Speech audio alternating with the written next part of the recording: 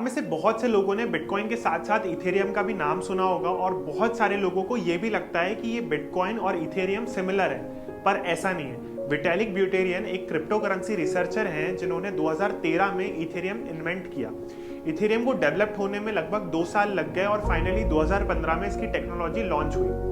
Ethereum एक blockchain based software platform है जिसपे यूजर्स सॉफ्टवेयर बिल्ड करके अपने प्रोडक्ट और सर्विसेज प्रोवाइड करते हैं, और क्योंकि ये प्रोसेस डिसेंट्रलाइज्ड है इसलिए जो भी सॉफ्टवेयर और एप्स इथेरियम पे बनती हैं उन्हें डिसेंट्रलाइज्ड ऐप बोलते हैं या शॉर्ट में डैप्स बोलते हैं।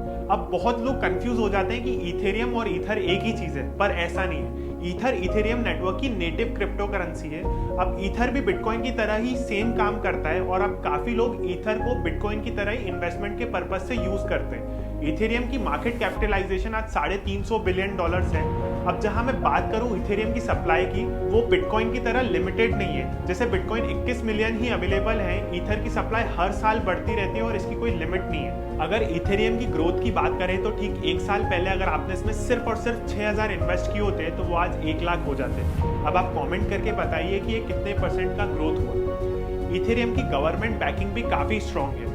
रिसेंट न्यूज है कि यूरोपियन इन्वेस्टमेंट बैंक, जो कि यूरोपियन यूनियन का बैंकिंग पिलर है, वो इथेरियम टेक्नोलॉजी को यूज करके 100 मिलियन यूरोस के डिजिटल नोट्स इशू करने का प्लान कर रहे हैं, जो कि first in history of crypto currencies consider किया जा सकता है। मार्केट फॉरकास्ट ये है कि डैन मॉरहेड, जो कि पेंटेरा कैपिटल्स के सीईओ हैं, उनका कहना है कि इथेरियम 2030 तक $1 लाख पहुंच सकता है। Follow CoinSwitch Kuber's YouTube channel for more crypto industry content. Thank you.